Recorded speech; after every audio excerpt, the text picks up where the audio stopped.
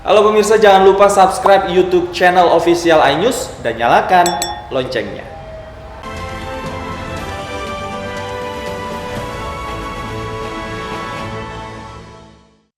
Pemirsa, Kongres Himpunan Mahasiswa Islam Indonesia di Surabaya kembali ricuh. Kericuhan terjadi saat pemilihan Ketua Umum HMI yang baru.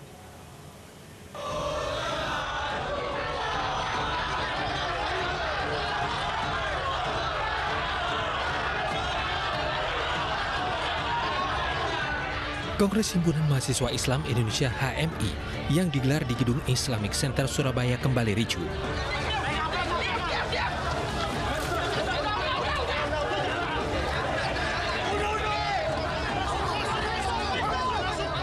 Kericuhan bahkan hingga keluar gedung.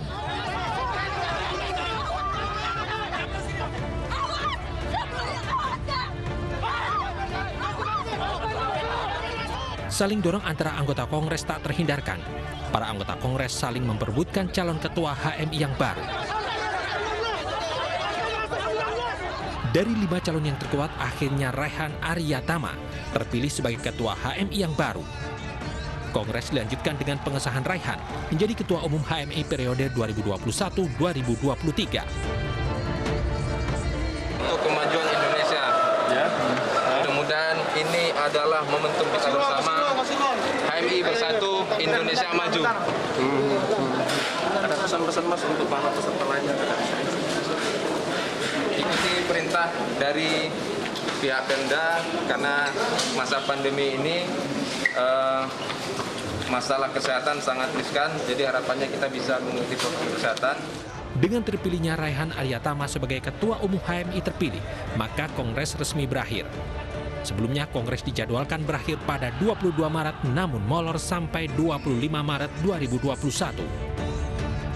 Dari Surabaya, Jawa Timur, Rahmat Ilyasan, iNews melaporkan.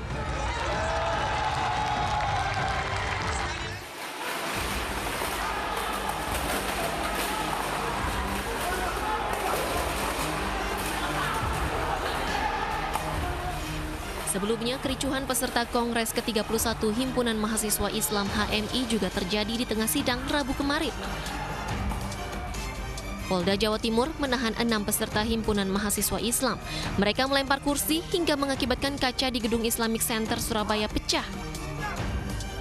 Penangkapan 6 peserta Kongres atas permintaan panitia karena diduga sebagai provokator.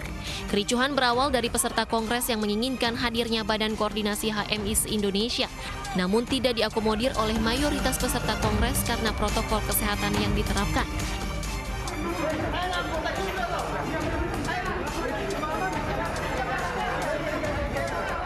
Peserta Kongres juga terlibat adu mulut dengan polisi di luar ruang sidang. Mereka berusaha masuk namun tidak diperbolehkan panitia keamanan dan kepolisian. Polisi yang dibantu Pemprov Jawa Timur, Pangdam, Pangkotama Angkatan Laut, dan Danlanut mengamankan 1.300 orang dari sejumlah daerah dengan pola pengamanan ketat dan penyekatan. Sementara polisi masih memeriksa 6 peserta yang ditahan karena diduga merusak area Kongres. Dari Surabaya, Jawa Timur, Rahmat Ilyasan, iNews melaporkan. Lalu apa penyebab kericuhan dan apa langkah yang dilakukan Ketua Umum HMI terpilih? Kita akan langsung tanyakan kepada Ketua HMI terpilih Raihan Aryatama. Selamat sore Raihan. Ya, selamat sore. Raihan, pada saat pemilihan kemarin sempat ricuh, bisa diceritakan apa sebenarnya yang menjadi penyebab kericuhan itu? Memang kondisi PP HMI sebelumnya mengalami dualisme, cuman sudah sempat islah atau bersatu kembali. Cuman karena memang tertunda akibat pandemi, akhirnya saling tidak mengakomodir antar personal yang ada di PPHMI. Ini menyebabkan kerenggangan komunikasi sehingga pelaksanaan kongres pun sedikit mendadak dan sedikit tiba-tiba, sehingga memang banyak teman-teman yang kurang terkoordinasi dengan baik. Maka pada pelaksanaan kongres ini banyak pihak sebetulnya yang tidak siap, kemudian karena tidak siapan itu akhirnya memang banyak terjadi gesekan-gesekan di internal kami.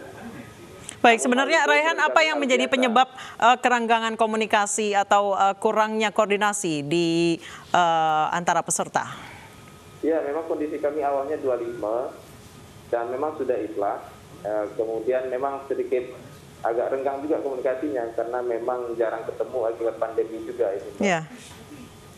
Oke, kemudian sidang atau kongres ini molor dari seharusnya selesai tanggal 22, tapi sampai tanggal 25 akhirnya baru selesai. Apa diskusi alot atau ketidaksepakatan di antara peserta? Apa yang menyebabkan hal tersebut? Pertama, memang ada keterlambatan dari pemberangkatan dari daerah-daerah ke Surabaya. Yang kedua, memang menyiapkan venue, juga menyiapkan agenda juga cukup mengalami keterlambatan. Akhirnya molor beberapa hari itu. Dari tanggal tersebut memang sudah tidak realistis sebetulnya kalau dilaksanakan kongres dilaksanakan cepat kongres. Karena biasanya kongres HMI dari tahun ke tahun itu biasa lebih dari 10 hari, Mbak. Tapi meskipun di Surabaya ini molor, alhamdulillahnya kita bisa menyelesaikan di bawah 10 hari. Dan menurut saya pribadi ini merupakan suatu prestasi tersendiri bagi HMI bisa menyelesaikan kongres dengan cepat. Baik, Raihan, ketika kongres sempat ada peserta yang merangsak atau memaksa untuk masuk, itu penyebabnya apa? Sebetulnya ini kan dinamika di internal saja ya, Mbak. Karena memang ada sebetulnya kepentingan-kepentingan dari teman-teman itu kurang diakomodir oleh panitia, kurang diakomodir oleh teman-teman pengurus. Ya mungkin karena ada gesekan, karena kita capek, ya mungkin terjadi gesekan mungkin, dan agak kencang mungkin gesekannya, akhirnya terjadi bentrokan dan rusuh. Baik, Raihan, kita ketahui bahwa Kongres ke-31 ini diadakan di masa pandemi, mahasiswa tentunya paling paham soal terkait dengan protokol kesehatan yang harus diterapkan saat ini. Sejauh ini koordinasi atau sosialisasi dengan para peserta maupun anggota seperti apa terkait protokol kesehatan? Kalau untuk protokoler kesehatan kami mengikutinya dengan baik ya Mbak. Kami bekerja sama dengan gugus tugas dan kami selalu berkoordinasi juga dengan gugus tugas maupun dengan pihak-pihak keamanan untuk ya kalau memang ada kerumunan yang berjumlah agak besar bisa ditertibkan. Dan sejauh ini terkait dengan protokol kesehatan bisa dilaksanakan dengan baik oleh teman-teman kongres di HMI. Baik, Raihan, tapi dari visual yang kami terima atau berita yang kami terima, gambar yang kami terima, ini sempat terjadi desak-desakan berebut untuk bertemu dengan ketua dan lain sebagainya. Tanpa adanya protokol kesehatan, bahkan ada beberapa mahasiswa yang membuka maskernya. Iya Mbak, memang sempat terjadi rebutan dan kerumunan cukup padat. Namun sebelumnya kami sudah antisipasi karena memang para teman-teman itu sudah melakukan tes swab antigen juga terlebih dahulu. Jadi mudah-mudahan meskipun terjadi kerumunan dan teman-teman yang berkerumun itu juga telah dinyatakan negatif. Baik, Raihan, sejauh ini untuk mengakhiri dualisme ataupun kericuhan yang terjadi, apa langkah kamu sebagai ketua? Langkah Anda sebagai ketua? Memang pola terbaik untuk menyatukan itu adalah dengan mengakomodasi beberapa kepentingan teman-teman. Memang saya harus akui tidak semua kepentingan itu bisa diakomodir, tapi setidaknya langkah-langkah akomodir itu perlu kita lakukan ke depan. Baik, terima kasih. Raihan Ariatama, Ketua PBHMI terpilih 2021-2023 telah bergabung bersama kami di Anju Sore. Pemirsa, seorang sopir taksi menjadi korban perampokan yang diduga dilakukan 4 pelaku di Jalan Antasari, Jakarta. Korban luka serius akibat 5 luka tusukan senjata tajam, sementara telepon genggam dan dompet korban dirampas pelaku.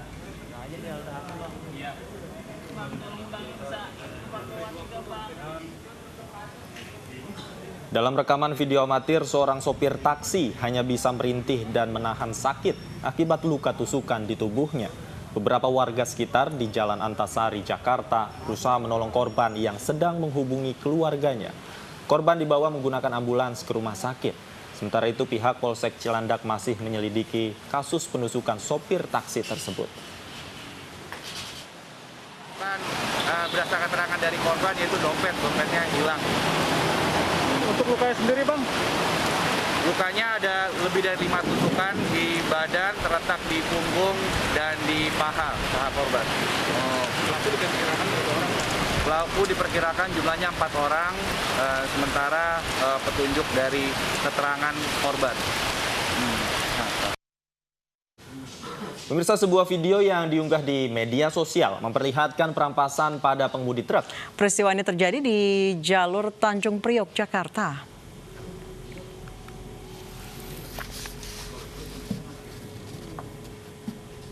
Dalam video, 2 orang perampas yang naik bahkan sampai memasukkan setengah badannya ke kabin truk.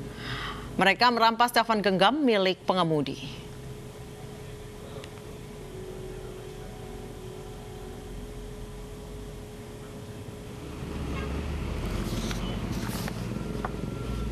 Aksi ini sudah beberapa kali terjadi dan meresahkan masyarakat.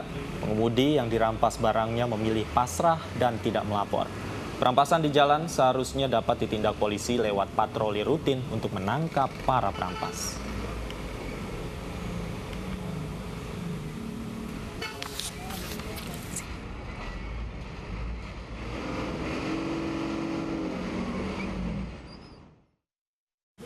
Dari Jakarta kita beralih ke Tasikmalaya. Pemirsa, kasus penemuan jasad bayi di dalam lemari pakaian masih diselidiki Satreskrim Polres Tasikmalaya. Sementara ibu bayi masih dirawat di RSUD Dr.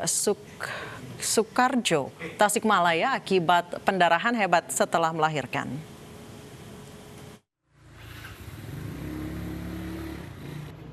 Ibu dari bayi yang jasadnya ditemukan di dalam lemari masih dirawat di RSUD Dr. Sukarjo, Tasikmalaya karena alami pendarahan hebat pasca melahirkan. Ibu bayi sempat dirawat di Puskesmas Karangnunggal dan Rumah Sakit Prasetya Bunda. Namun karena tak mampu ditangani, akhirnya dirujuk ke RSUD Dr. Sukarjo. Menurut Wakil Direktur Pelayanan RSUD Dr. Sukarjo, Dr. Budi Tirmadi, kondisi pasien dalam keadaan stabil, namun perlu perawatan intensif. Ya, kondisinya kalau dari tanda-tanda vital alhamdulillah stabil, cuma memang pasien masih membutuhkan perawatan terkait dengan sebelumnya mengalami perdarahan yang cukup banyak ya, sehingga harus mendapatkan transfusi darah. Emang rujukan dari mana itu pasien, Dok? Pasien ini memang awalnya ada penanganan dari rumah sakit swasta sebelumnya, kemudian dirujuk ke sini. Sebelumnya, warga Kampung Rahayu, Desa Karangnunggal, Kabupaten Tasikmalaya dikejutkan dengan penemuan jasad bayi laki-laki di dalam lemari pakaian salah satu rumah warga. Warga juga menemukan ibu bayi yang masih berstatus mahasiswi dalam kondisi bersimbah darah di dalam kamar. Polisi masih selidiki apakah ada tindak pidana atau tidak dalam kejadian ini. Dari Tasikmalaya, Jawa Barat, Asep Juharyono, iNews melaporkan. Polisi menangkap pembunuh ayah kandung di Malang, Jawa Timur. Pelaku yang pernah beberapa kali dirawat karena gangguan kejiwaan itu membunuh ayahnya karena tidak diberi uang.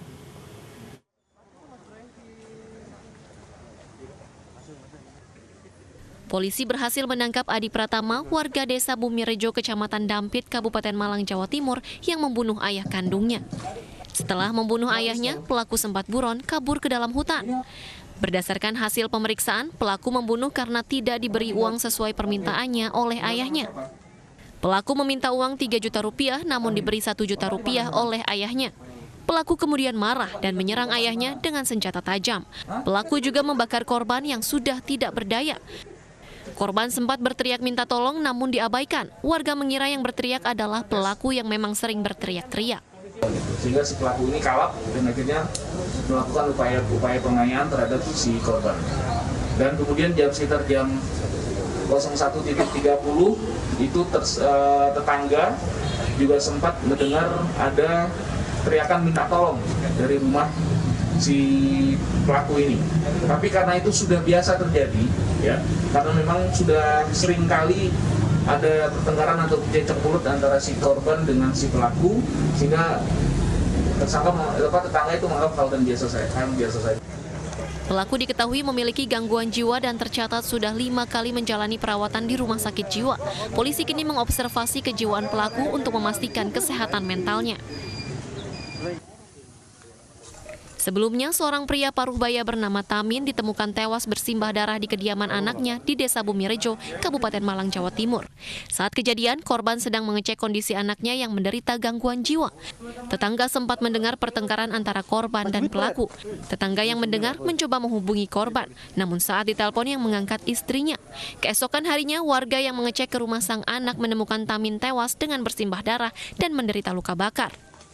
Dari Kabupaten Malang, Jawa Timur, Saif Hajarani, iNews melaporkan.